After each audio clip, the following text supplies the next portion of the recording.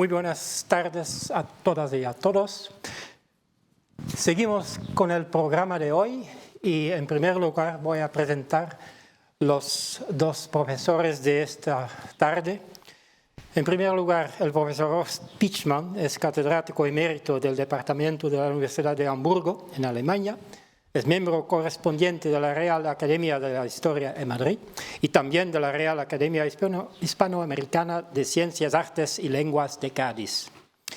Entre sus publicaciones recientes podemos citar Corona de Montezuma y Casa del Deán en Puebla, Herencias Culturales de la Humanidad de la UNESCO, y también El Sistema Comercial Español en la Economía Mundial, siglos XVII-XVIII.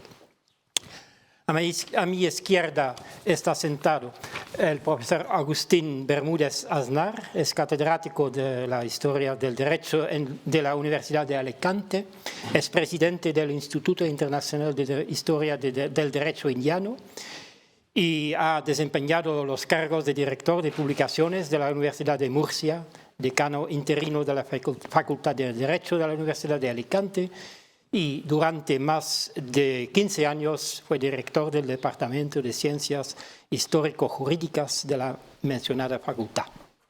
Entre sus principales publicaciones podemos citar los estudios sobre los territorios de las coronas de Castilla y Aragón, en segunda línea de investigación, ha versado sobre las instituciones administrativas, penales y procesionales de Indias en los siglos XVI y XVII. Profesor, usted tiene la palabra.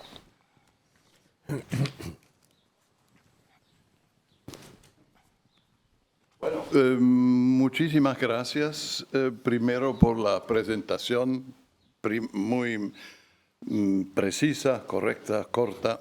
Y en segundo lugar, muchas gracias por la invitación a esta academia de Juste, con la cual me une ya una primera visita fracasada en 2007, cuando en un recorrido familiar por Extremadura, con la idea de visitar la tierra de conquistadores y ver los sitios de donde vinieron los conquistadores de América, nos dimos una vuelta aquí a Juste y llegamos las puertas cerradas y no había manera de poder entrar en 2007. Y una segunda experiencia me ha hecho cambiar un poco el problema, la entrada al tema.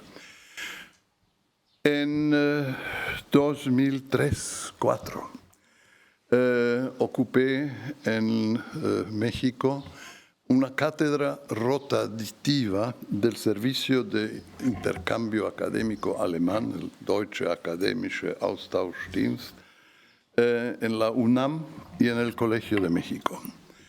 Yo era el tercero de los que rotaban en esa cátedra y me había dicho, bueno, mis predecesores habían dado clases sobre el siglo XX, siglo XIX, en fin, conviene alguna vez echar una mirada más atrás, empezando más o menos con una sucinta historia de la Edad Media, Sacro Imperio, etc. La experiencia que entonces hice fue que en los acervos bibliotecarios de la Universidad Nacional Autónoma de México prácticamente no existían libros en español sobre Edad Media europea que fueran más recientes que 40, 50 años antes.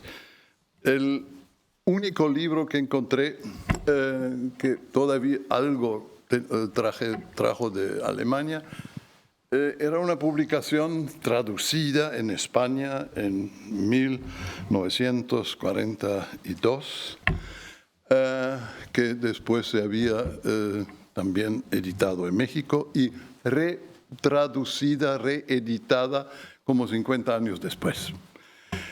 Por lo demás, viendo las famosas Historia General de España y de América, los 25 más volúmenes, pues Edad Media hay mucho, pero más, si el sur de Francia todavía, y si acaso hasta la Île-de-France, París, pero más allá, Edad Media no existe.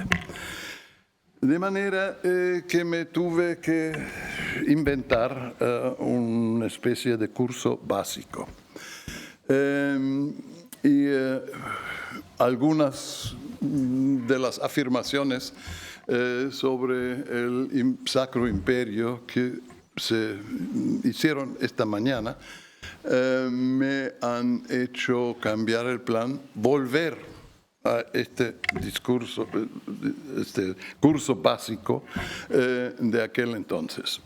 Porque, por ejemplo, hemos hablado de lo que Carlos V, después de la muerte primero del padre y después del tío, iba a heredar.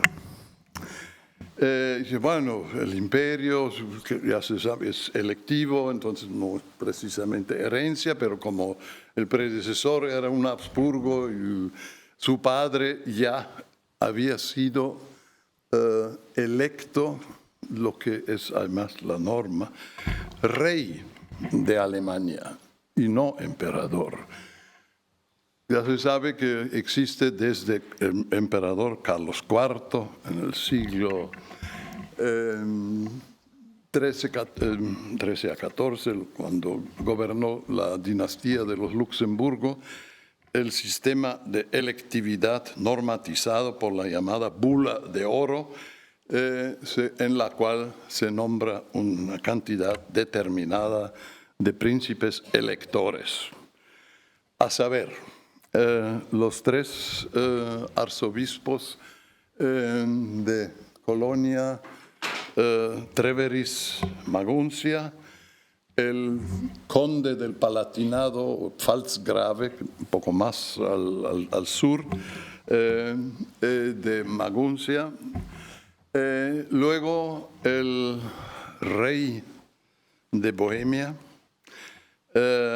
y el duque de Brandenburgo, o margrave primero, después duque de Brandenburgo, y el de Habsburgo, de los Austria, a veces se confunde con Habsburgo. Es decir, los Habsburgos eran una pequeña dinastía terrateniente que, por un lado, como tantos de los otros príncipes, todavía en tiempos de después Carlos V, mantuvieron la costumbre de dividir sus posesiones patrimoniales entre la familia. De manera que existían por entonces tres, en uno de los mapas salió, ramas de Habsburgo, uno de conde de Tirol, que era el más rico, pero el más fanfarrón. El más rico porque controlaba las minas de plata más importantes de Europa de aquel entonces.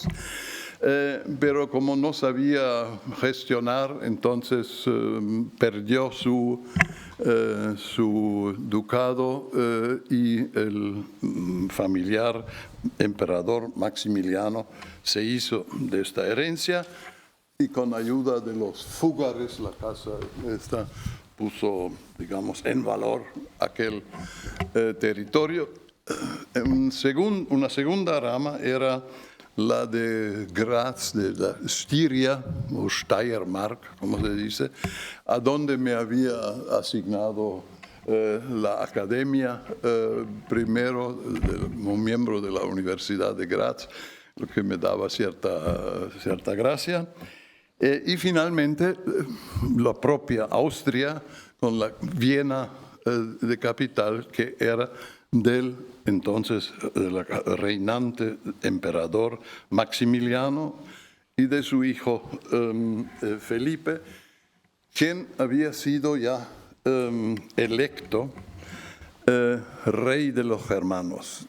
Era la costumbre del que era emperador de introducir una especie de herencia en el sistema, era de que al príncipe heredero, convocando a la dieta, poniéndoles peticiones de subvenciones financieras muy altas, lo que generalmente rechazaban, pero al menos entonces se logró que le votaban al hijo como rey de alemanes. Es una cosa ya muy regular. Entonces, por favor, ahora la primera imagen de Carlos V.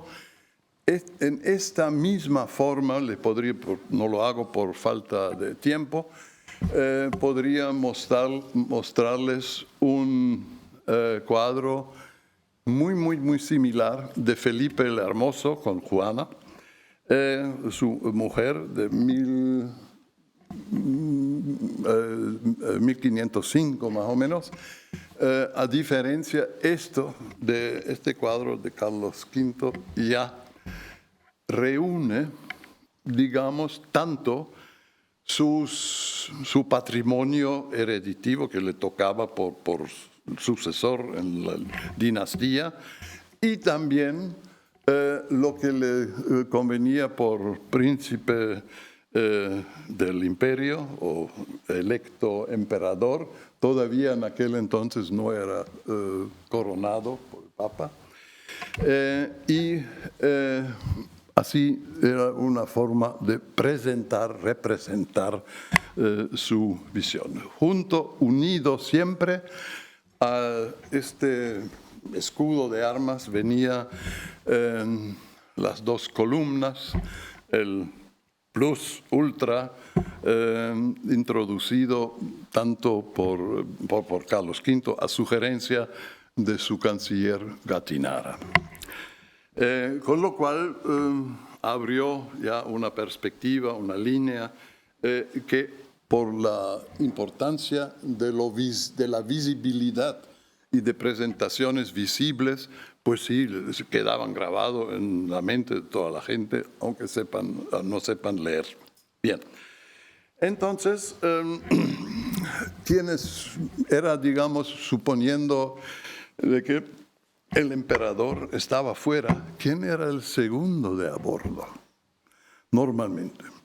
Hemos escuchado que Carlos después nombró a su hermano Fernando, pero aunque no, había 3 cancilleres dentro del imperio, que eran los 3 electores arzobispados renanos. Uno, el de Maguncia, era el canciller para Alemania. Otro era el de Treveris para Borgoña y el de Colonia para la zona más bien norte del país. Las razones por esa división tienen mucho que ver con la historia del derecho y eso, pero esto me lo voy a saltar. Estos eran los, digamos, lugartenientes del emperador en el quehacer práctico. Es decir, confirmar documentación, privilegios, en fin, la burocracia. Si el emperador nombraba un representante o sustituto, entonces siempre estaba, digamos, previsto de que este tenía que actuar en cada cosa con los respectivos cancilleros que tocaban al caso. Bien, en el caso de Fernando, ya mucho más temprano de lo que se decía, estaba muy claro que él iba a ser el sucesor de Carlos V, porque una vez después de este un poco escandaloso de esta escandalosa invasión romana por las tropas unidas, italianas, alemanas, españolas, el saco de Roma, la coronación por Clemente VII en Bolonia. Carlos hizo nombrar en una dieta a Fernando como rey de los alemanes, de germanos. Con lo cual estaba previsto que él iba a ser el sucesor, por más problemas que hayan tenido. Lo que es importante en este contexto también, que aparte de los reinos que he mencionado, un reino constitutivo para lo del imperio, sin el cual no hubiera habido nunca imperio desde Carlomagno, era el reino de los langobardos en Italia del Norte, que Carlomagno, a solicitud del Papa en Roma, que estaba un poco amenazados de los langobardos, que no eran dentro del catolicismo ortodoxo, Carlomagno los venció y se impuso la corona de los langobardos, que era el motivo por el cual el Papa le coronó después como emperador y renovó de esta manera el Sacro Imperio Romano en la persona de Carlomagno. Después ha tenido una trayectoria un poco complicada, pero tenemos que tener en cuenta de que los emperadores tuvieron ya problemas en el siglo XIII con la continuación, entre el Papa había problemas y surgieron dinastías, digamos, secundarias, que tuvieron muchos problemas, tanto los Wittelsbach primero, luego los de Luxemburgo también eran puros intermediarios, y los Habsburgos una vez en el siglo XIII también, pero en el momento del que nosotros nos interesa, Carlos V iba a ser recién el tercer emperador en línea continuada. Los dos predecesores eran Federico III, que era un emperador débil, por un lado, porque estaba constantemente atacado en sus tierras hereditarios, de levantamientos, problemas, no sé cuánto, pero él tuvo una habilidad muy grande. Él se buscó un asesor importante italiano, que conocía tanto el mundo del humanismo y no sé cuánto. Era el futuro Papa Pío II, que empezó como secretario del primer emperador Habsburgo, que orquestó para su dueño la boda con una princesa portuguesa. Y en 1459 de esta boda surgió después el emperador Maximiliano. De manera que esta tradición familiar era muy importante para todo lo demás que iba a ocurrir en el periodo nuestro. Y para cerrar este capítulo hay que decir que Carlos V,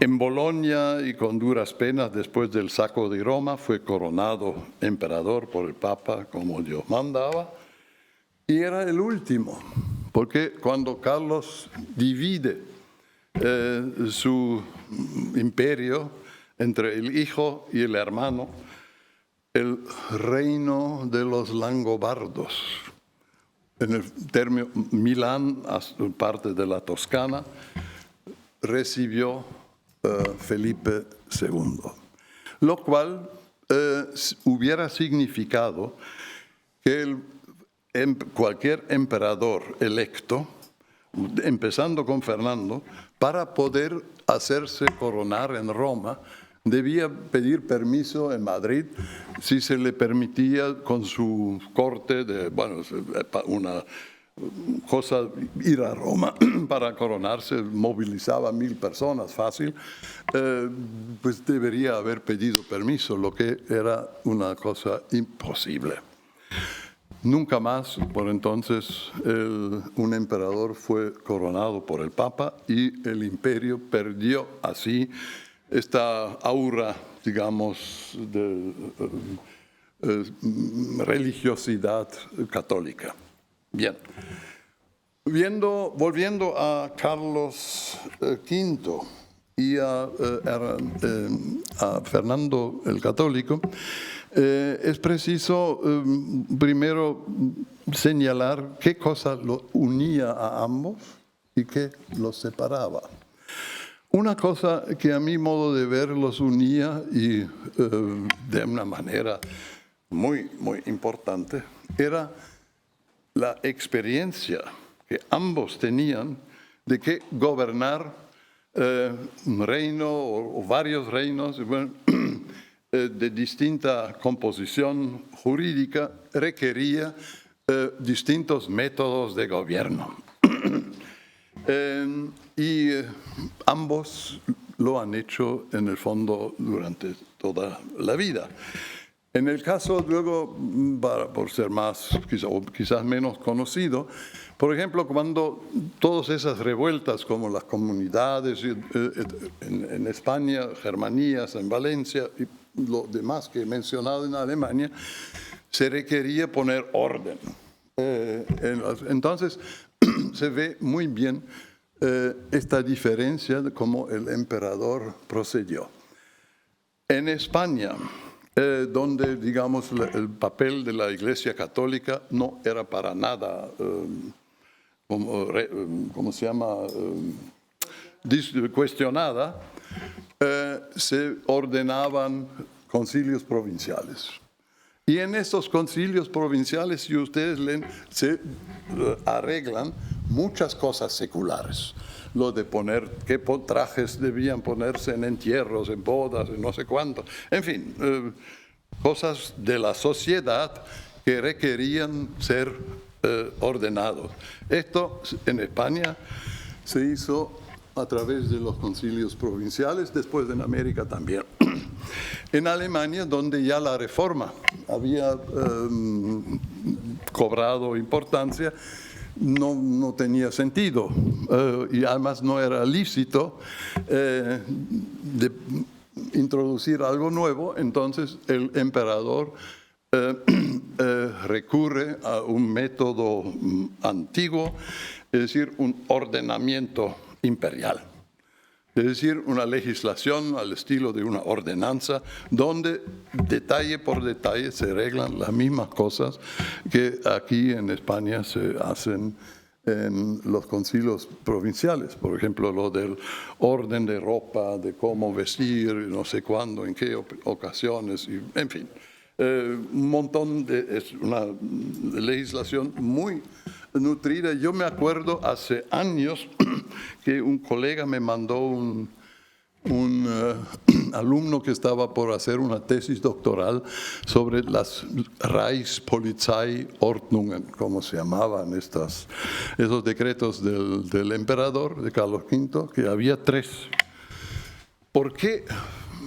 ¿Qué le motiva al rey a hacer al emperador este procedimiento? ¿Por qué se mete con los detalles de ese tipo que normalmente un emperador no entra jamás en legislación detallada?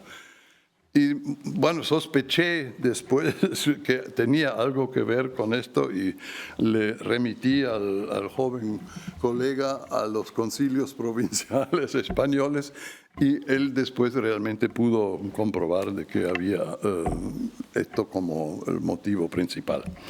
Bien, ¿qué dividía a los dos? Lo que les dividía hemos escuchado en parte esta mañana. ¿Dónde está? El señor del archivo de Alba nos mostró el testamento en pergamino. En la época de los reyes católicos, los documentos importantes, todo eran de pergamino. Testamentos o también confirmación de privilegios. Los privilegios de la ciudad de Sevilla están fijado en un cuaderno, un libro, hecho a raíz de una orden de los reyes en un pergamento precioso que después se ha hecho una reedición o facsimilar de la obra. Es decir, las cosas de solemnitud requerían invariablemente el pergamino. En Carlos III ya la imprenta había cobrado importancia. Ya los reyes católicos se preocupaban en 1479 a traer una pareja de impresores de Mainz que estaban en Nápoles a España y que después en Sevilla se desarrollaron, pero entre tanto se produjo a nivel de la imprenta no solo la producción de libros costosos, de lujo, bien, sino también, digamos, imprenta popular.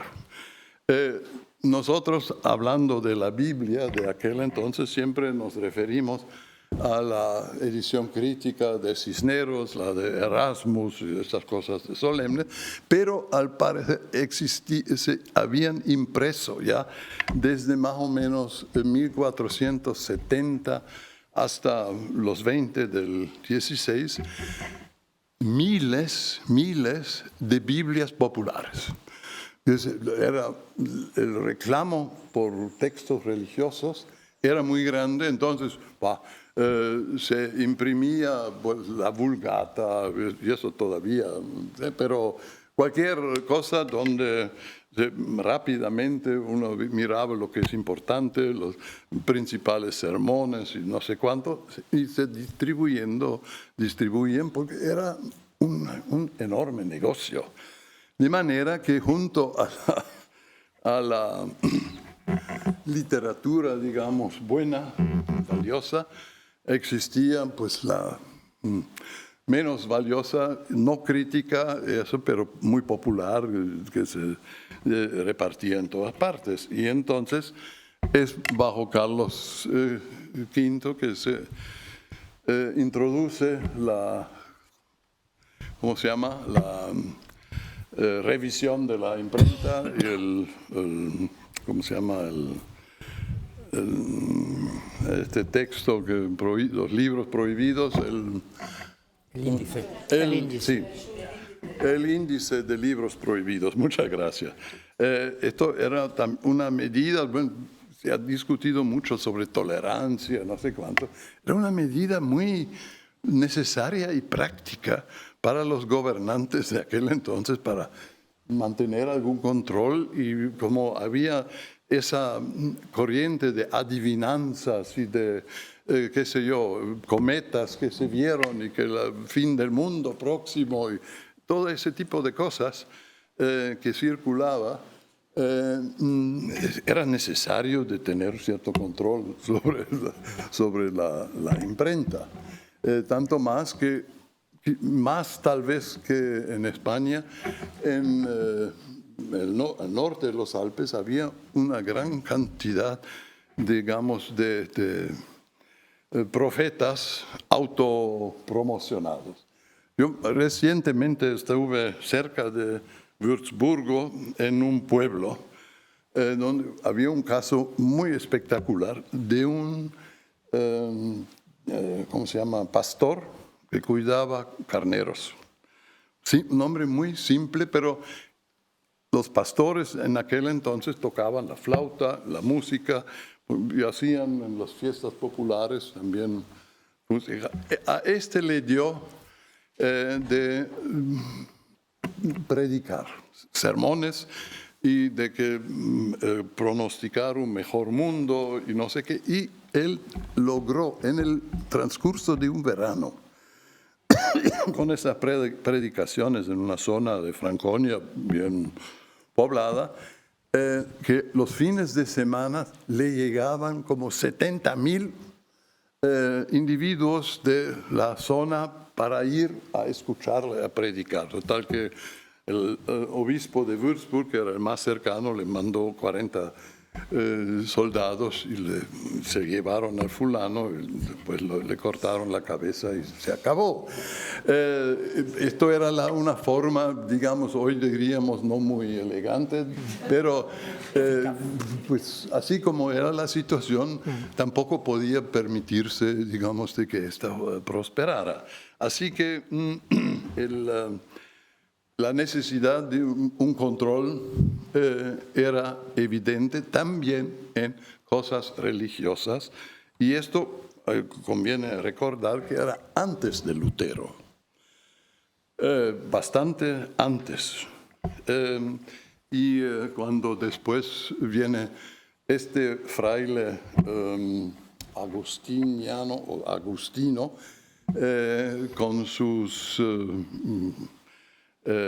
primero las tesis que metió en la puerta de la iglesia ahí de Wittenberg, en una ciudad universitaria, que se propagan en la misma, como aquel pífano de pueblo, esto todavía más, con la imprenta, entre tanto, tuvo una enorme divulgación y causó en el fondo una revolución social. Lo de los órdenes, por ejemplo, los mendicantes, un grupo de órdenes muy importantes, se deshicieron prácticamente.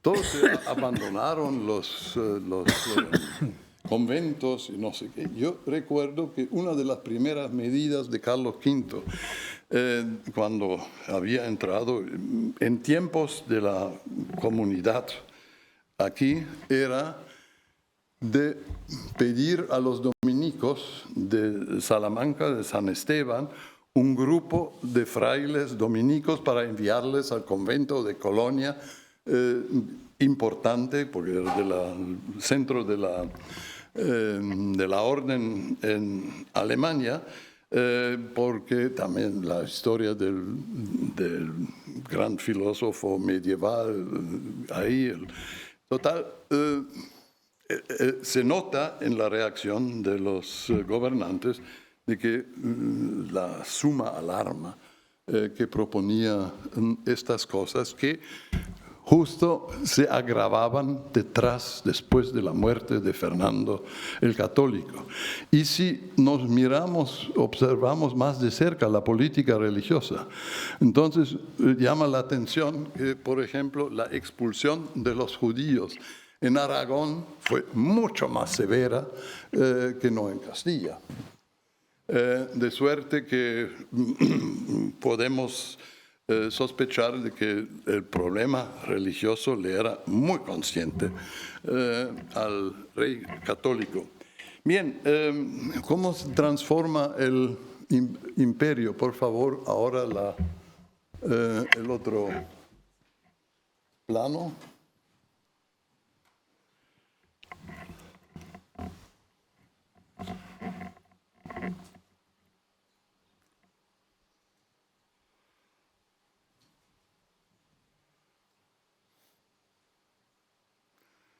Este es un mapa que me ha costado encontrar mucho esfuerzo, porque es el único que he encontrado que muestra en un mapa mundial las zonas del imperio portugués y español, sobre más o menos mediados del siglo XVI.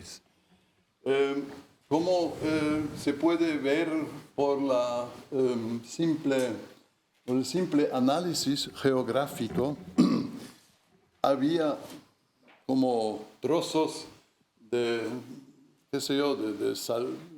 salpicadas del mundo, donde había ya, digamos, controles, puntos de control o puentes, podríamos decir, puentes de entrada o portugueses o españoles. Con lo cual, si continuamos en estas zonas, que todos vemos que son relativamente delgadas y no muy anchas, hacia adentro, eso es lo que llamamos fronteras. Esas son fronteras culturales, donde se producen en interacción con los indígenas de cualquier clase que sean, blancos, rojos, negros, como sea, se produce historia, digamos, ¿no? A nivel lingüístico, intercambio de conocimientos, de lo que sea, y siempre en dos sentidos. No se olviden ustedes que, por ejemplo, la gran expansión portuguesa en el siglo XVII, a través donde todo el interior se descubrió, los famosos bandeirantes, que todos ustedes han escuchado ya mencionar. Eran individuos de mezcla que no solían hablar el portugués, sino un idioma mezclado entre su idioma materno indígena y algo de portugués. Era algo como portuñol o no sé qué. Pero no necesitaban intérpretes si al regreso de sus empresas iban donde el virrey en Bahía por aquel entonces para explicar qué es lo que habían logrado.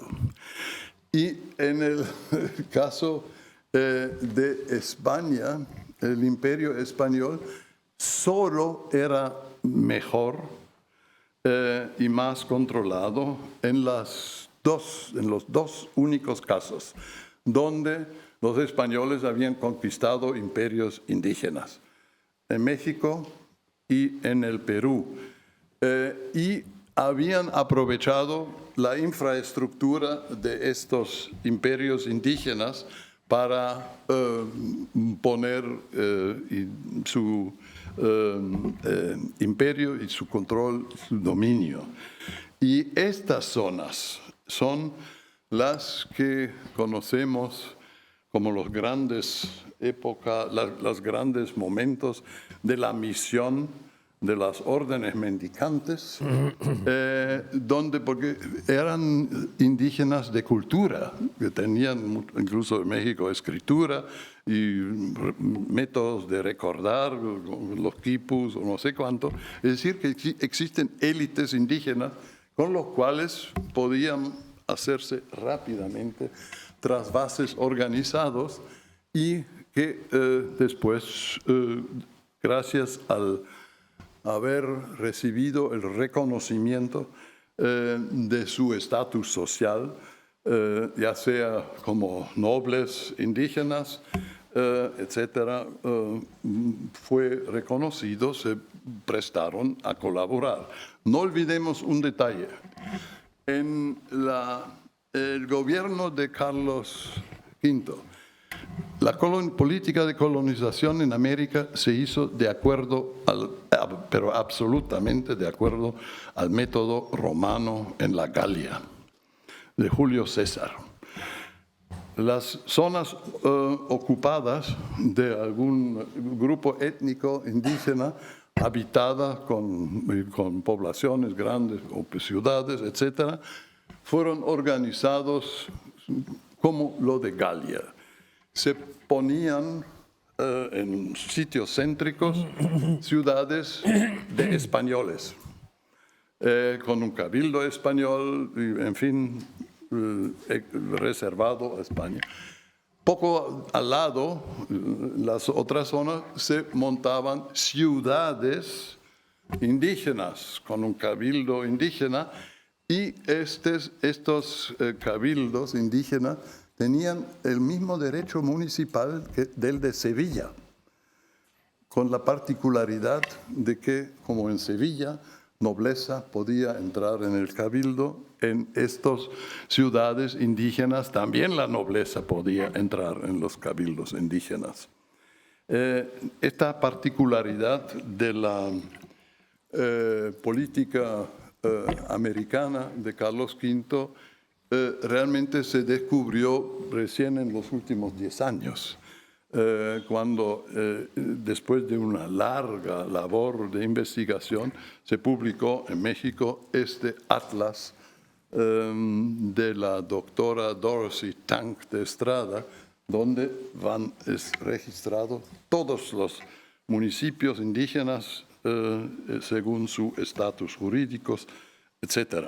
Es decir, desde entonces se nos ponen nuevos retos de investigación, porque ahora tenemos que plantearnos por qué esta política, que en el fondo era tan relativa moderna como la romana en Galia, produjo resultados de otro tipo en el caso novohispano. Con lo cual, en vez de poder darles soluciones, quisiera a los alumnos incitar sobre todo a preguntar ustedes por su cuenta por qué esto y lo otro y seguir leyendo e investigando estos temas. Muchas gracias.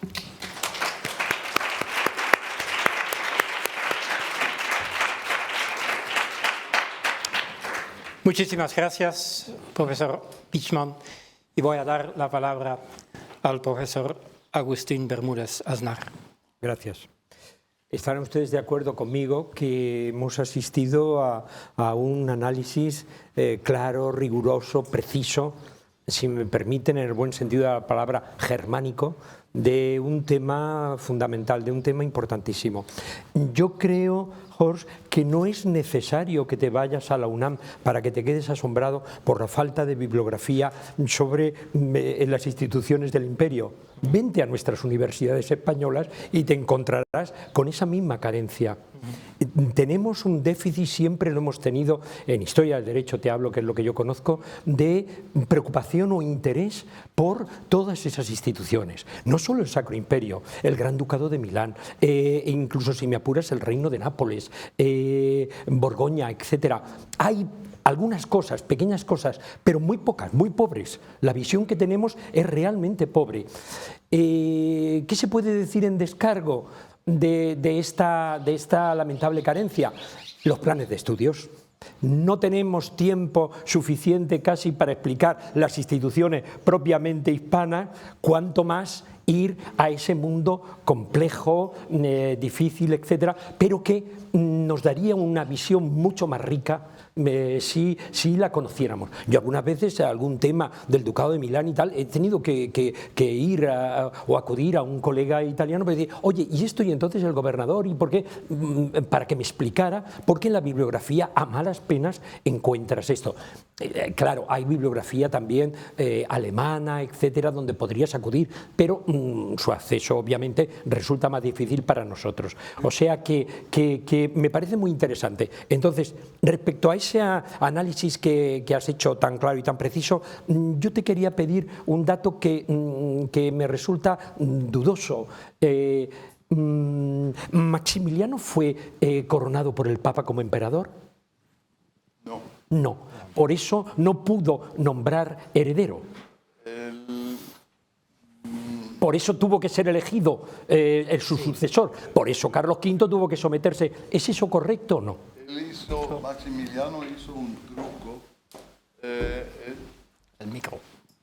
Maximiliano se fue a Italia y en Florencia, el posterior León X le hizo una ceremonia como de coronación, que después él hizo, bueno, además como es Florencia era, digamos, este reino de los langobardos, y por eso nominalmente perteneció al imperio, más al sur ya no, entonces hizo un camuflaje.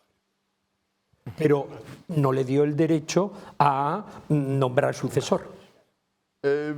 Esto era independiente de la coronación. Pero Carlos V, en cuanto es coronado, a su hijo se le nombra rey de romanos, etcétera. Al hermano. Bueno, en principio él pensaba en Felipe, pero fue Fernando, efectivamente. Él es electo por la dieta alemana. Claro. ¿No? Esto es porque la dieta siempre elige un rey de alemanes, que después viene la costumbre de decir, emperador. Pero el imperio era tradicionalmente unido a la coronación por el Papa. Y Carlos V es el último que con cierta presión logra esto. Y después, por la misma repartición de la herencia, los emperadores ya no pueden acudir a Roma porque prácticamente pedir permiso en Madrid para poder no era posible, ¿no? Entonces, en concreto, coronación imperial y derecho sucesorio no van unidos. No van unidos. No.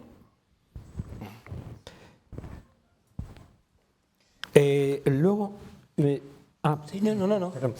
Luego te quería preguntar o sugerirte que nos dieras tu opinión sobre un tema que sé que dominas, que controlas muy bien, que lo creo muy interesante y que hace al caso de la conceptualización política de la monarquía española. Quizá hay un equívoco, se habla de monarquía constantemente, pero desde un punto de vista jurídico eso es un concepto vacío, no tiene ningún sentido. No hay ningún documento oficial en el cual los reyes, no solamente en este siglo XVI, sino en el siguiente, firmen como el monarca español. No, es rey de Castilla, de León, de Toledo, de Galicia, de Sevilla, de Córdoba, de Jaén, etcétera, etcétera, etcétera, de unidad soberana territorial una tras otra. Por lo tanto, el concepto monarquía es un concepto, como ustedes saben, es un concepto que hace referencia a una palabra griega que es gobierno de uno.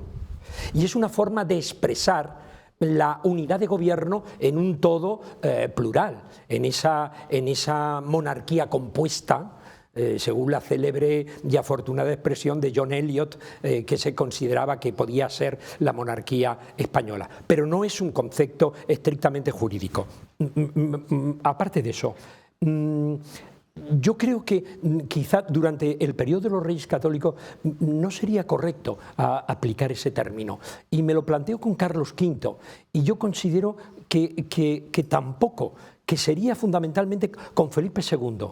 Que con Felipe II es cuando se consolida el concepto o la terminología de monarquía universal de España e Indias, que pasa a ser como, diríamos, la nominación oficial que se da a la entidad política, ya no es imperio, y que a partir de ahí va a pervivir. Me gustaría conocer tu opinión al respecto. Bueno,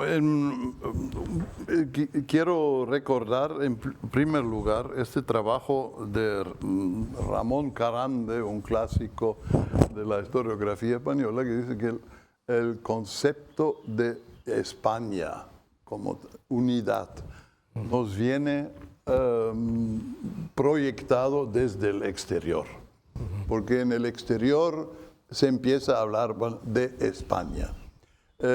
Y bueno, es lógico porque cuando las guerras de reforma en Alemania y después más que nada en la guerra de 30 años, hay muchos soldados españoles con los distintos tercios y ejércitos que andan por ahí, que pasan por Alemania y más o menos en torno de los 50, 1550 y tantos, se descubre en las fuentes un rechazo en amplios sectores de la población contra la tropa española.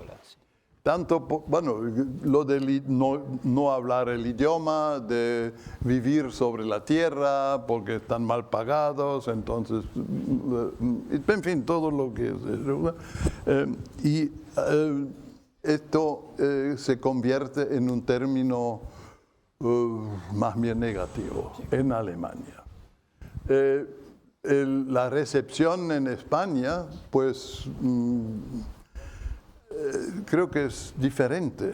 En Castilla y en Aragón, no, como si pensando todo el jaleo con Antonio Pérez, los aragoneses no andaban muy de acuerdo, pero yo creo que un jalón importante para eso del concepto de monarquía española viene con los jesuitas y con este gran amo, el cardenal Espinosa, que controla después, qué sé yo, el Consejo de India, el Consejo de Castilla, y es el gran gestor de la política de Felipe II, y mete jesuitas a todos. Bueno, sobre todo en un periodo de los 70, este hombre ha tenido un impacto muy fuerte. Y en aquel entonces viene la idea. Y lo que es más, ahora hay esta gran serie de historia del ejército, tanto Marina como de la Secretaría de Defensa. Ahí se ve que en medida creciente, mientras en época de Carlos V había casi más españoles en Alemania, y alemanes tal vez con suizos en Italia, pero no en España, luego pasan más alemanes por España para ser enviado, qué sé yo, a presidios mediterráneos o en lo que sea, para no hablar de la famosa batalla de Lepanto y eso, pues la cosa empieza a invertirse.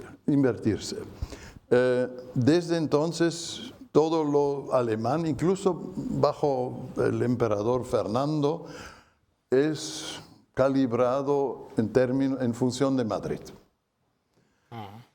Hasta que los dos de los infantes están mandados a Madrid para ser educados en España.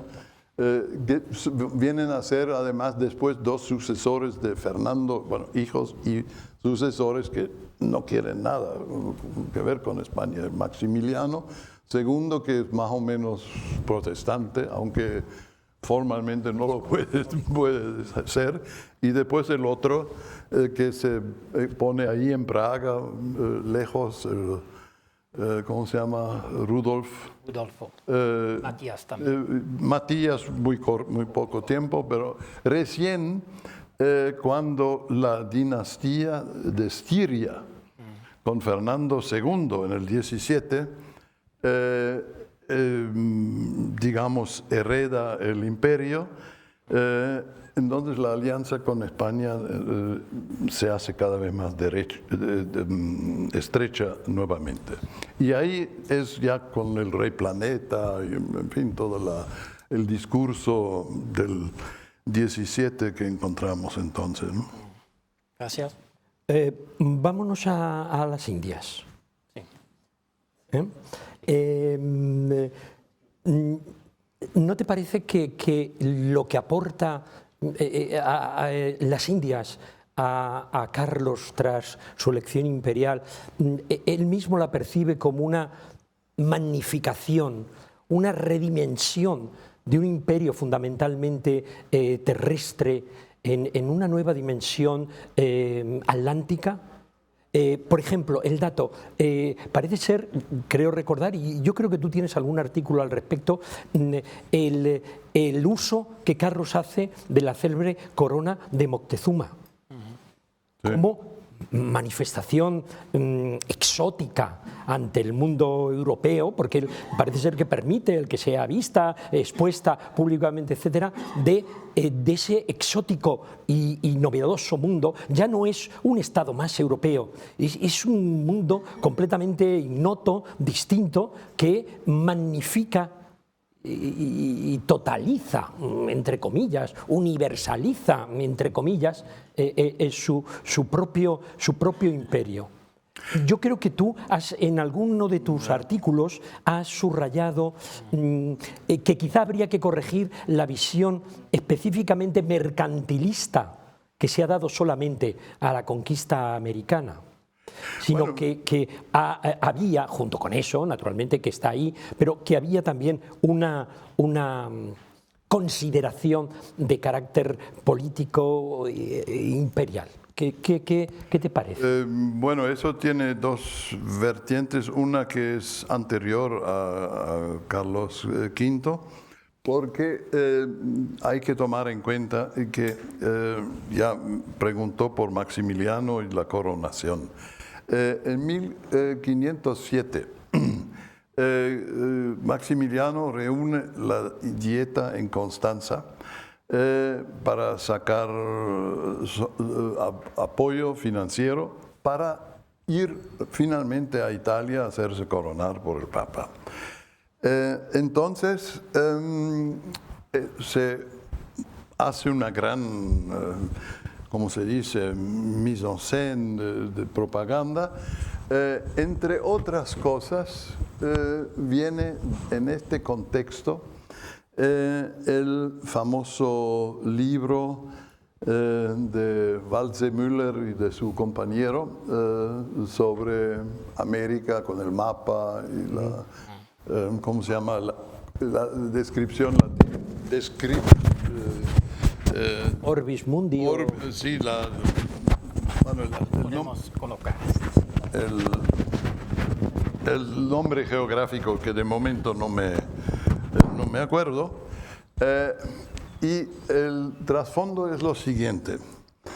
La casa de los Welser de Augsburgo. Maximiliano trabajaba mucho con los Augsburgo en la ciudad. Los Welser se habían, frente a los avances portugueses a Asia y todo, se habían inclinado para apostar a Portugal. Antes, no hay que olvidar, estuvieron ya en Canarias. Los Welser tuvieron plantaciones de azúcar en Canarias, pero en 1502, me parece, los abandonaron. Y entonces se pusieron del lado portugués y hacían una gran propaganda para que los comerciantes invirtieron en las expediciones portuguesas para Asia. En contra de este intento, habían montado a los fúgares porque no convenía a los planes de Maximiliano de ir a Italia,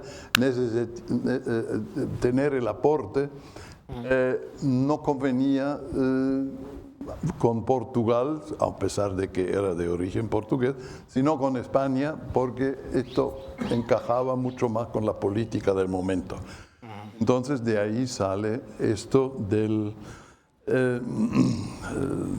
escrito, del texto de América, y lo que es más, si uno mira de cerca, el núcleo de donde viene todo el tramado, es la Universidad de Friburgo, que es la universidad habsburga por excelencia en aquel entonces, porque esa zona es del patrimonio propio de Maximiliano, y el rector de la universidad en aquel entonces era confesor de Maximiliano. Entonces, y los dos autores eran alumnos de este.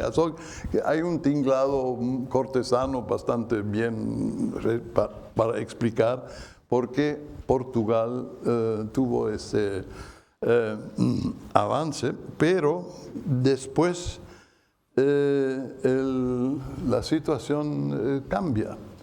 En primer lugar, la inversión portuguesa se pone cuestionable y los comerciantes alemanes de hecho cambian. Es esto posterior, a inicios de Carlos V, que la calle de los alemanes de Sevilla, al lado de la Giralda, pues se va poblando de alemanes y ¿cómo se llama? Una de las casas son los primeros de enviar productos a Nueva España y de invertir en el comercio novohispano, mandar una imprenta, no sé qué. Es este momento muy corto, muy poco después de la conquista, que Carlos hace la exposición del tesoro azteca en Bruselas, pero en un momento donde está muy bajo presión en Alemania por la reforma, en Italia políticamente, en España con Germanías más los comuneros. Entonces es una especie de actitud para atraer más atención, más propaganda. No hay que olvidar, por ejemplo, que en Bruselas el pintor Durero, que ya por entonces era protestante de Nuremberg, vio esta exposición de tesoro y escribió las cosas maravillosas en el relato de su viaje. Así que tuvo mucha impresión sobre la gente de los Países Bajos. Por sí, curioso es si después ya hay investigaciones más recientes, estos tesoros en el fondo quedan todos en Augsburgo. Con todo el comercio de Augsburgo, ya sea Fúgares de las distintas ramas, y finalmente algunos tramos que se mandaban a Austria como especie de reconocimiento, atención, cortesía al hermano ahí. Que de por sí era siempre para Carlos claro que el hermano a Viena, por ahí, tenía la parte más difícil que él. Sí. Porque esto es mucho más complicado, con los turcos además al lado, ¿no? Gracias. En este momento pienso que es el momento de la discusión. Hay palabras, hay cuestiones, hay cosas a pedir a los dos intervinientes y me dirijo especialmente a los estudiantes de este curso.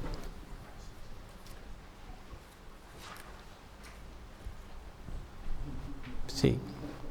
Tensiones o concordancia o con Alemania o los austriacas, los austrias españoles, las relaciones con América, la relación con Portugal.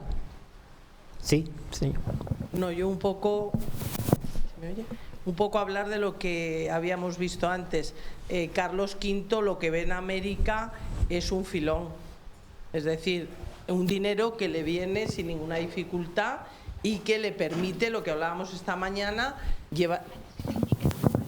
llevar a cabo toda una política europea que es la que le interesa. O sea, él ni ve que va a tener un imperio de imperios, ni que va a ser... No, es que Carlos V está absolutamente focalizado en esa herencia europea y utiliza América como una vía de incorporación de un dinero que realmente, además, lo que tú has dicho hace un momento, es decir, ¿dónde queda toda esa riqueza? Los Führer, los Welser, todos estos se llevan la riqueza de América. Vamos, yo es que lo tengo clarísimo. Es decir, no, ya, por eso digo que no está de acuerdo. No está de acuerdo aquí. Pero que Mira, yo esta mañana lo hablaba con no recuerdo quién y estábamos diciendo una cosa. Yo solamente digo una cosa. Alguien que vea Viena, París, Londres y que vea Madrid. Con eso no tienes nada más que decir. Madrid es un pueblo. Yo soy de Madrid, ¿eh? Madrid es un pueblo. ¿Y cómo es París? Todos los que han tenido imperio, además el ser humano, las sociedades reflejan en sus ciudades la economía, igual que la gente, los comunes, en la casa, los hombres en el coche, pero bueno, las mujeres no. Pero es decir, y no tiene nada que ver cómo es Madrid, o sea, simplemente es un pueblo.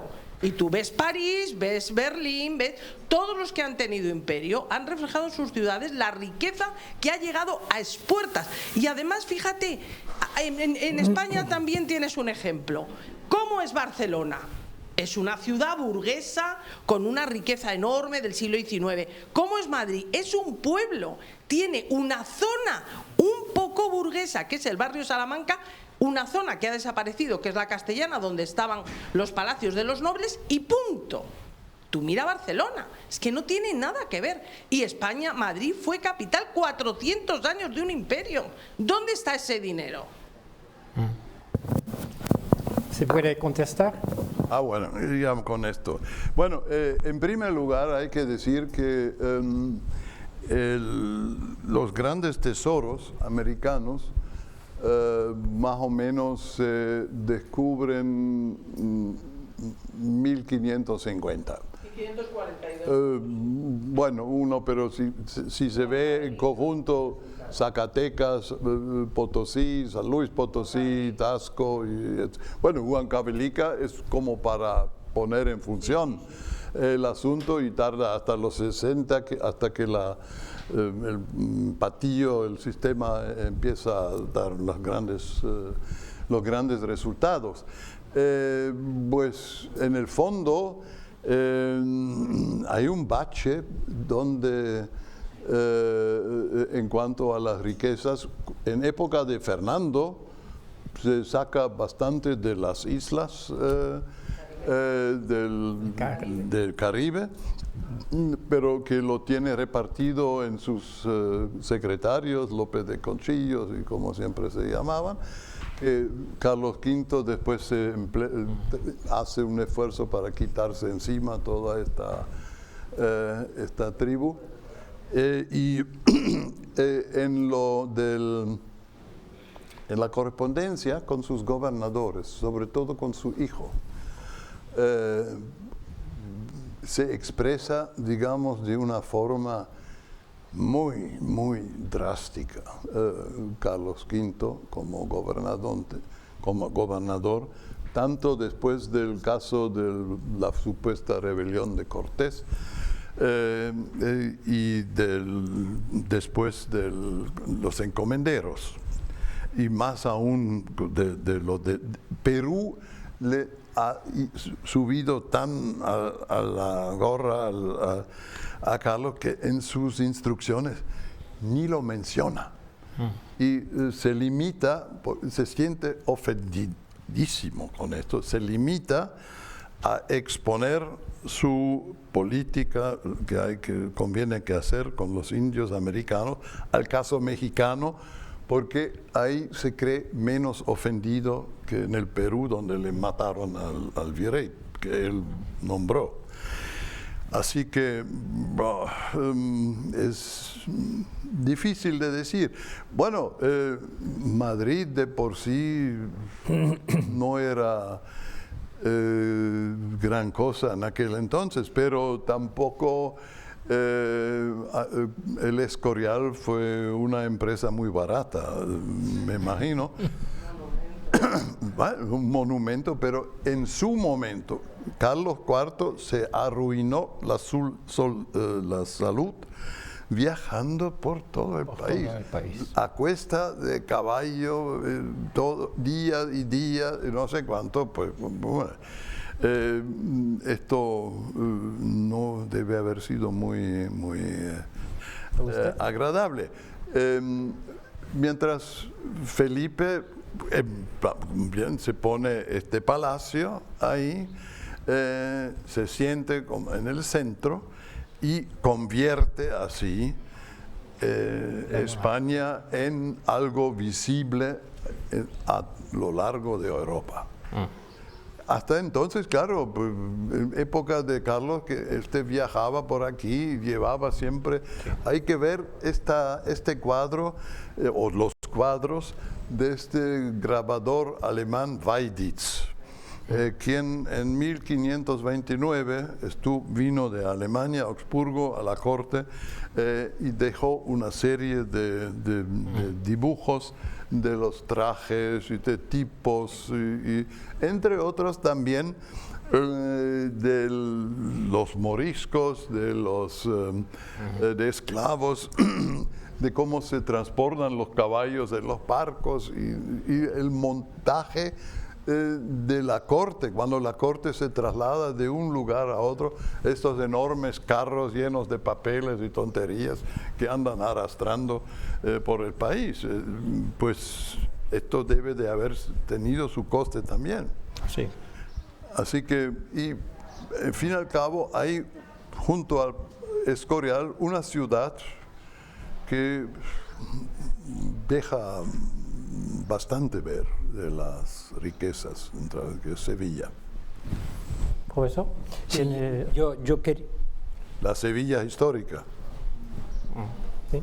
Yo quería hacer una postilla jurídica simplemente. Muy breve. Un día los reyes reciben a un señor llamado Colón que dice, bueno, yo creo que hay unas tierras que tal y que cual, quiero hacer una empresa de descubrimiento y tal, ¿les interesa? Bueno, bien. ¿Cuánto puede costar? Tanto. ¿Qué me va a dar usted? Bueno, pues le voy a dar el título de virrey, de almirante, de gobernador, administración, etcétera, etcétera, etcétera. Ahora bien, nosotros vamos a aportar dinero. Nosotros, la reina y yo. Dinero nuestro. Y, naturalmente, participaremos al máximo en las ganancias, etcétera, etcétera. Hay en ese primer momento una división, una distinción clarísima a hacer. Eso corresponde a la hacienda real, no a la hacienda del reino. Hay dos conceptos completamente distintos. El Fernando le dice, bueno, pues eso es mucho dinero para mí, voy a reunir a las Cortes de Castilla y les voy a pedir dinero y tal.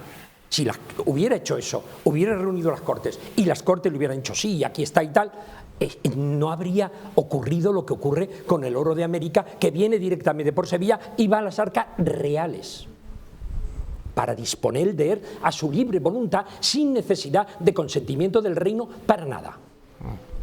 Por lo tanto, hay una caracterización jurídica desde el primer momento, que luego se transmite a sus sucesores, que de alguna manera legitima esa vía, esa tesaurización que no pasa por el control de las Cortes castellanas, porque no tenía que pasar.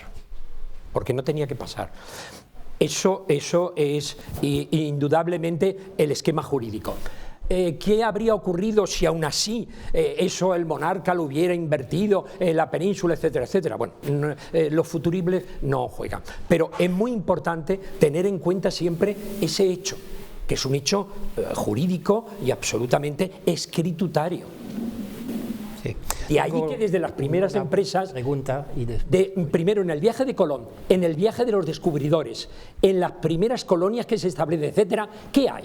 Hay un veedor, un tesorero, un contable que llevan el control de, como mínimo, el quinto real. Al monarca le pertenece de entrada de todo lo que... la quinta parte. Y luego, según los acuerdos que haya tenido con los descubridores, más o menos cantidad, etcétera, etcétera. Pero es intuito personae, es personal, no es de la corona. Sí. Eso, gracias. ¿Usted? Bueno, buenas tardes. Yo, para contestar al tema de las ciudades y las opulencias, lo primero que me gustaría comentar es que hay que comparar imperios. El imperio del siglo XVI español no es el imperio del siglo XIX británico, no es el imperio del siglo XIX francés. El imperio, la opulencia que tiene el Palacio Real de Madrid, por ejemplo, no creo que tenga mucho que envidiar a otros palacios europeos. Y ciudades como la París del siglo XIX no puede compararse con una Madrid del siglo XIX que ya no es capital de ningún imperio en el que entra oro.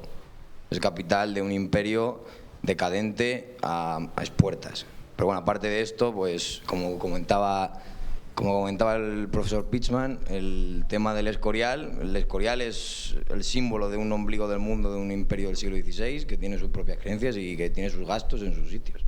La pregunta que me hace a mí el tema de hacia dónde va el oro de América, a mí me hace pensar en si no es una pregunta de por sí ya mal planteada. Es decir, el tema de en qué se gasta el oro de América no tiene por qué tener su reflejo en qué perspectiva tienen los reyes de América.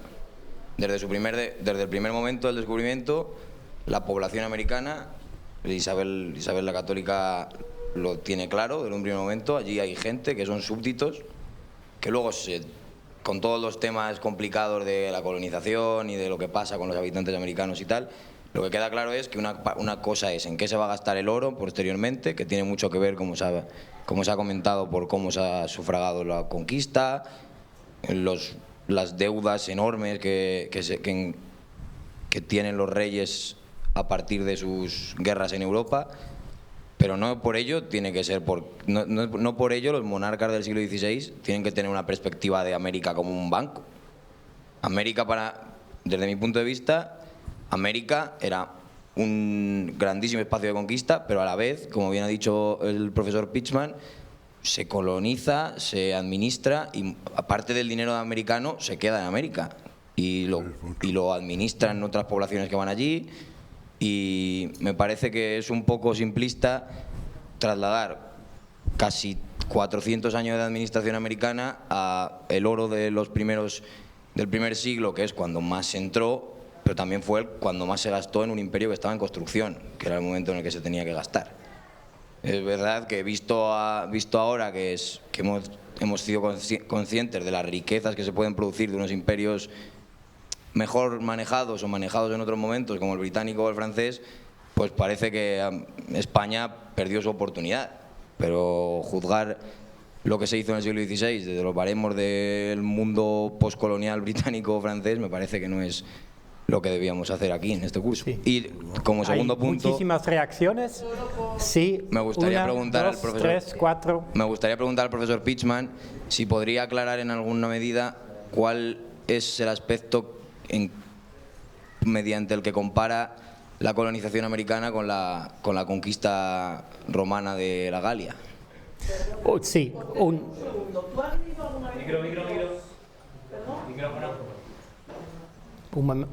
momentito, sí. Y después hay comentarios de usted. Sí, ¿has leído alguna vez un juicio de residencia? Sí. ¿Y has visto dónde se focaliza el interés? ¿Dónde se penaliza? ¿En qué aspecto? ¿En los fiscales? Es decir, ¿tú crees que no le interesa a la corona que América sea, vamos a ver, un banco? Yo lo he puesto para traducirlo. Cuando lo que más le interesa en un juicio de residencia, que es fundamental, los juicios de residencia lo van a tener todas las autoridades en Indias. Si están 3 años, si están 5 años, depende del tipo de cargo que tenga. Y lo que más se focaliza es en el aspecto fiscal, es decir, que no hayan robado, y es ahí donde se le penaliza. Hombre, si te parece que no lo consideran como un banco, ¿eh? ¿Usted?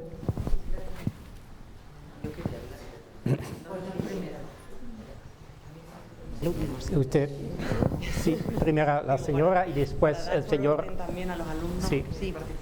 Sí, bueno, al hilo de este pequeño debate que se ha generado, yo también he de decir que cuando el profesor Pichman ha comentado lo de la empresa americana desde el punto de vista meramente económico, pues claro, enseguida también me ha saltado a la mente pues una serie de memoriales, una serie de documentación, sobre todo del periodo final de Carlos V y de Felipe II. Y mi reflexión al hilo de ya lo que está aquí debatiéndose es el siguiente. Sí que es verdad que lo que yo he trabajado últimamente, Carlos V, o al menos respecto a Carlos V, en sus escritos, en lo que yo he trabajado, y se refiere a una parcela muy concreta de documentación, él no transmite o él no habla de esa empresa americana, son sus obreros. Es decir, son quienes están en el otro lado del océano, quienes están haciéndole continuamente ver al monarca y sobre todo a Felipe II que la administración, que sería aquello que tiende al control de este imperio que se está generando con la incorporación de América, no se está llevando en los términos que le convendrían al rey, porque están poniendo en tela de juicio continuamente que no está administrando suficientemente bien en función de los intereses de la corona. Y esos intereses, vamos, lo que yo he leído, quizá a lo mejor por eso lo someto a criterio y juicio del profesor Pichman, esos intereses yo los interpreto meramente económicos, porque no veo otra razón de ser cuando están cuestionando, por ejemplo, temas de minas, temas de explotación de otro tipo, o sea, de fuentes afines. Entonces, que sí que es cierto que hay distintos periodos, que sí que es verdad que hay que contextualizar, pero que yo veo que el rey Carlos V quizá no es muy consciente del imperio que se va a generar, tampoco de las riquezas que le van a llegar, pero que hay una disparidad entre los intereses de los obreros y los intereses del rey. ¿Cuándo se aunan esos intereses? Pues yo creo que tiene que pasar mucho tiempo para que el rey se dé cuenta de que verdaderamente ha perdido una oportunidad única para llevar a término una buena administración que le hubiera reportado, pues lo que en un primer momento se esperaba. Sí. Lo someto a su criterio. Gracias. Y el alumno detrás, sí. Yo sobre todo quería destacar un poco mi idea sobre el plano de las ideas o de las ideologías, lo que dice el profesor Agustín, ¿no?, acerca del tema de que Carlos interpreta a América como eso, una redimensión, como una parte más del imperio, y que como tal va a gobernar, va a administrar y va a imponer ahí unos dominios. Yo veo que acierta por completo. Que luego es verdad que no debemos perder de vista que, claro, el momento concreto en que Cortés realiza toda la conquista, pues le viene de perlas en el ámbito mercantil, en la cantidad de dinero, ¿no?, que va a sacar de ahí, le viene de perlas al emperador. Porque en ese momento además estaba afianzando el imperio, va a pagar un montón de cosas, va a pagar, tiene todo el tema de la elección, primero tiene que ser elegido emperador, luego mantiene un montón de cosas, le viene estupendo. Pero no hay que perder de vista que la idea, es decir, en el plano de las ideas, la idea que él tiene es esa. Si no tiene la idea de un imperio con una redimensión de lo que tiene en Europa, lo está disimulando muy bien. Que luego va a chocar con una realidad que le va a impedir consolidar un imperio, como luego, en épocas muy posteriores, como ha apuntado el compañero, ¿no?, van a ser el imperio británico o el imperio francés. Vale, de acuerdo. Pero verdaderamente creo que Madrid, pues no voy a entrar si una ciudad o no es una ciudad, pero si no fuera por la existencia de este imperio, no podríamos hablar de la Madrid actual. Gracias. Otro alumno que... sí, la profesora. Sí, gracias. Yo creo que no necesito ponerme de pie porque se me oye bien, ¿no? Sí. Bien. Sí. Yo quisiera retomar una de las ideas claves que a mí me parece que el profesor Pichman exponía esta tarde cuando él mencionaba que entre Fernando y Carlos V había una serie de temas y aspectos de unión y otros de desunión. Voy a ir a los de la unión porque me parecen fundamentales en la Europa del siglo XXI. Gobernar reinos, territorios, virreinatos, esa diversidad de sistemas políticos y territoriales en la Europa del siglo XVI es muy complicado. Es decir, lo que se llama o llamaríamos hoy en día en Europa gobernar la diversidad. Claro, empecemos a pensar cómo desde una entidad supranacional que se llama Unión Europea se gestiona la diversidad de naciones que hay al interior de la misma, que de momento vamos por 29, ¿no? Bien.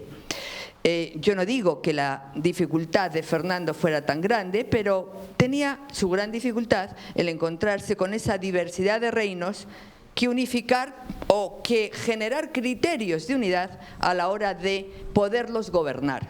Ese es un problema que tiene Fernando y que hereda Carlos.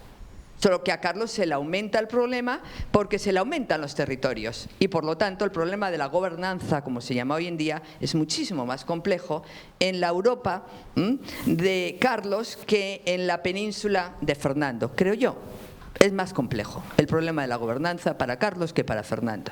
Ahora bien, ¿cómo se administra criterios que faciliten esa gobernabilidad en territorios y con poblaciones disímiles? Yo diría diferenciadas. Yo diría que tenemos cristianos, que tenemos judíos, que tenemos moriscos. Tenemos todo eso. Claro, a mí me venía a la mente cuando Horst nos ha invitado a pensar en la política religiosa de Carlos V, yo no me voy a meter en ese tema porque yo voy a hablar de la de Fernando cuando me toque, pero no la de Carlos, que es muy complicada. A mí me venía la idea siguiente. Fíjense qué curioso que cuando en la población indígena de América, los nativos americanos, los amerindios, se plantea la cuestión del bautismo y se plantea y se cuestiona por qué los franciscanos bautizan en masa. ¿Y por qué? ¿Y qué justificación tiene? ¿Y qué validez tiene ese bautismo? Curiosamente, Carlos se encuentra con ese problema cuando tiene que bautizar a los moriscos de las Germanías, 1522, 1521. ¿Qué pasa con esos moriscos? Que les obligan a bautizarse y les hacen ir a Gandía a bautizarse, los meten en las iglesias y los moriscos se bautizan porque son vasallos de su majestad y tienen que ser como los cristianos bautizados. Y se ha acabado contemporizar con un modelo de vasallo que no es cristiano, porque no está bautizado. Bueno, es decir, que aquí hay que aprender de la herencia de Fernando. Fernando va a aceptar el bautismo en masa de los franciscanos como forma de entrar en una comunidad cristiana, de cuerpo cristiano, si queréis suprapolítico, pero sí confesional, que es una herramienta que unifica a los territorios. La confesionalidad va a unificar a esos territorios. Es una herramienta que se va a jugar como instrumento de poder, lógicamente, para unificar poblaciones. Europa es una Europa cristiana la que tenemos, ¿sí o no? Bueno, yo creo que sí. Lo cual no significa que no sea diversa, cuidado. El hecho de que haya tenido sus raíces cristianas no significa que vayamos en contra de la diversidad y de la pluralidad. Lo complicado y el reto que tiene Europa es cómo gobernar la diversidad, ya sea étnica, ya sea religiosa, pero cómo gobernar la diversidad. Entonces, bueno, todas estas problemáticas que nos unen con el pasado, lo que nos hacen ver es la complejidad de construir una Europa común, creo yo. O sea, si de algo nos sirve la historia es para reflexionar de todas esas complejidades que tiene la gobernabilidad o la gobernanza de territorios múltiples y cambiantes, porque efectivamente van cambiando. Quizá mañana, cuando hablen de la variedad poblacional que tiene la América y de la dificultad que tiene para integrar en nuestros territorios, bajo nuestros sistemas políticos que imponemos, que llevamos de Castilla, y nuestro derecho indiano, veamos todavía más la dificultad que tiene. Carlos tiene suficiente con Europa, porque tiene que hacer frente a Lutero. Y ese es un tema que le lleva toda la vida. Sí. Yo le dejo ahora el micrófono a quien le interese. No, sí, hay dos alumnos que quiero. Ya no. Sí, puede. Muy breve, que quiero dar la palabra también a los alumnos. Después la última vuelta yo, ¿o cómo hacer? Sí. Sí, yo quiero hablar en relación a lo que usted ha dicho sobre, estoy de acuerdo con usted en que América no es tan expoliada como se ha dicho por España, porque lógicamente América está siendo explorada y esa exploración hay que costearla. Pero sobre estas exploraciones le quiero hacer una pregunta. ¿Por qué el rey Carlos V no agradece, por así decirlo, tanto como debiera a los conquistadores el servicio que le han prestado? Pongo el ejemplo de Cortés, porque Hernán Cortés, cuando termina la conquista de México, él le solicita a Carlos V que le nombre como gobernador de la Nueva España.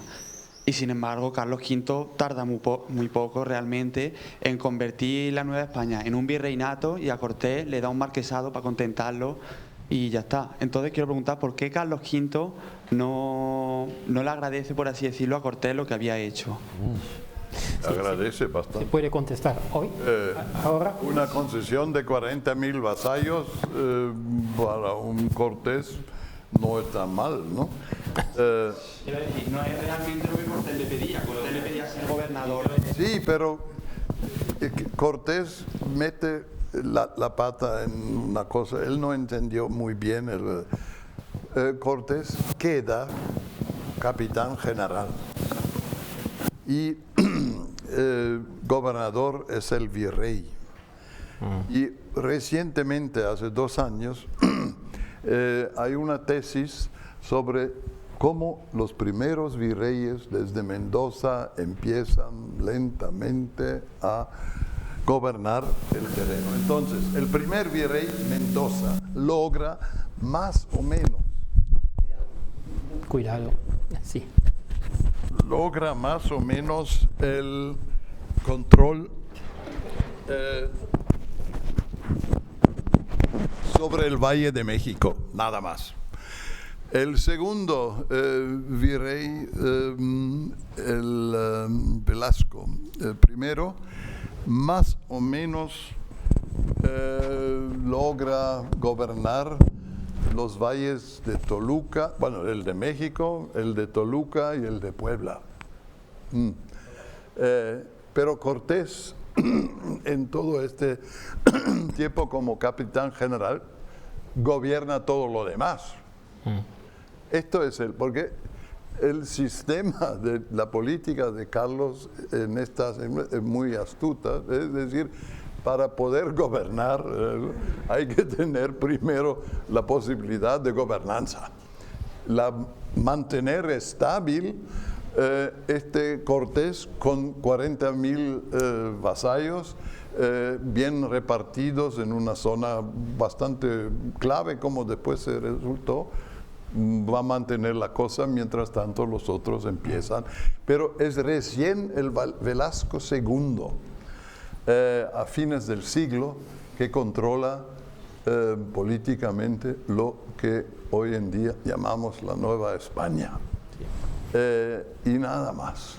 Sí. Y otro detalle, Muy breve. solo hasta el siglo XVIII, hasta el Marqués de Croix, es el primero que rompe el esquema. La rutina y el, digamos, simbolismo de entrada de un virrey a la Nueva España es, él llega en el barco, que no lo manda el nuevo virrey, la armada pues tiene su almirante, etcétera, como siempre.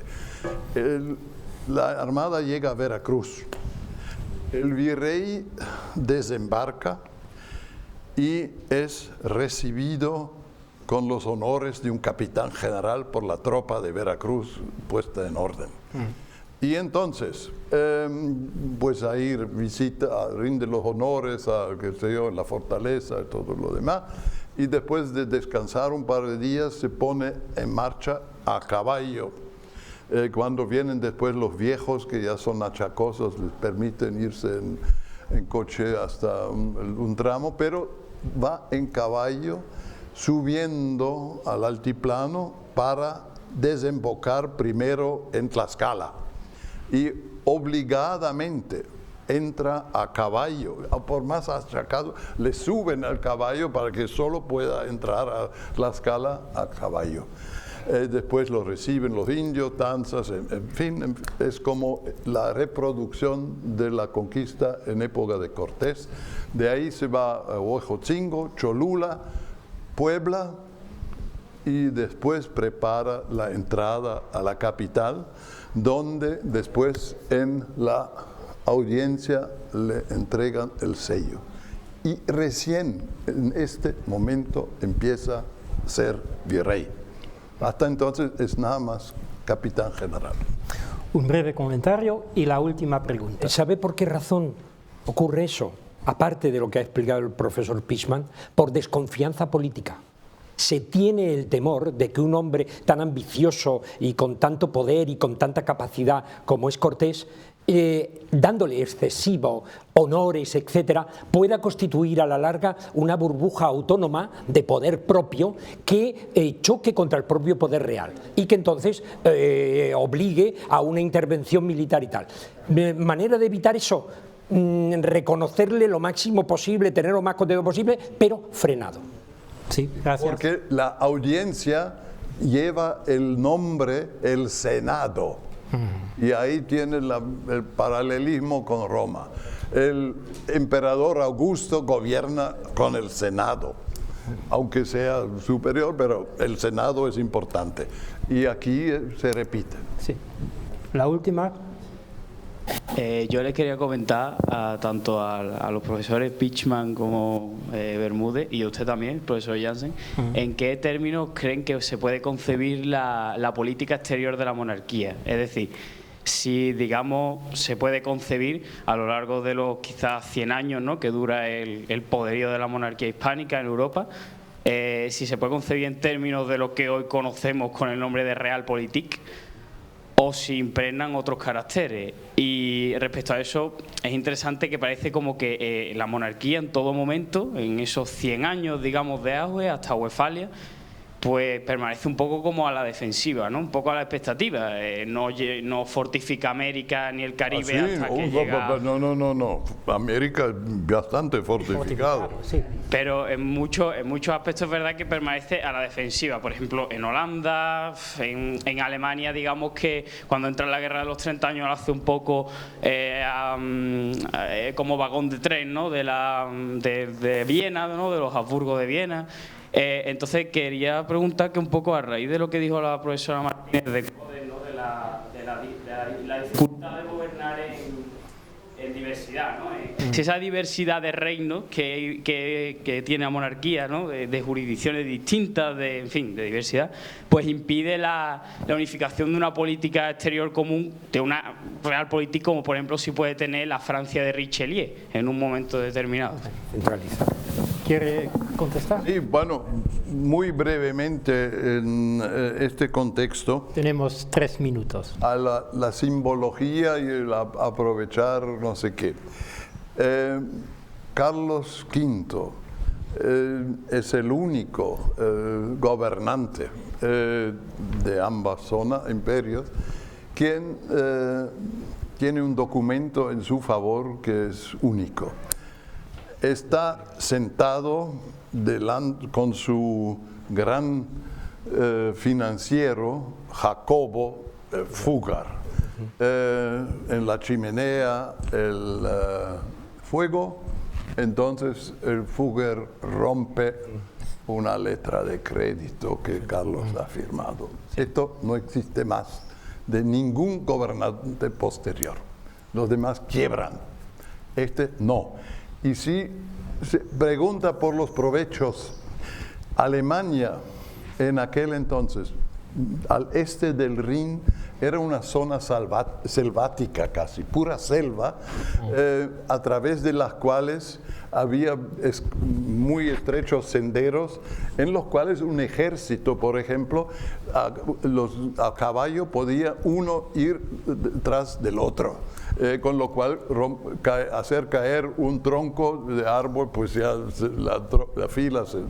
En época de Carlos V, de la descripción contra su guerra de Mühlberg, hay cosas increíbles de ese tipo. Si uno va hoy por esta zona, entonces se encuentra un país urbanizado, donde antes había selva. Y si va por América, es también un país urbanizado, con incluso ciudades muy hermosas. De manera que, claro, desfalco, que es un tema que en nuestra época, empezando por el fútbol y toda parte, es muy importante, pero desfalco siempre ha habido. Sí. El hecho de que en los juicios de residencia se hayan preguntado por la fiscalidad, toca a los virreyes, a los demás nada. En los corregidores y alcaldes mayores existe la tradición que cada uno tiene en su residencia, debajo de su cama, una bolsa con 800 escudos, que es el precio para el juez de residencia que le viene a tomar la residencia después de su mando. Esto general. De manera, pues, hay resultados, pero claro, también hay muchas. Yo mismo he trabajado bastante sobre corrupción y al final, después de lo que hemos tenido en Europa, últimamente digo, lo de aquella época, pues no, olvídenlo. Sí, gracias. Podemos concluir este debate y ahora invitamos a la visita del monasterio y del palacito de Carlos V. Gracias.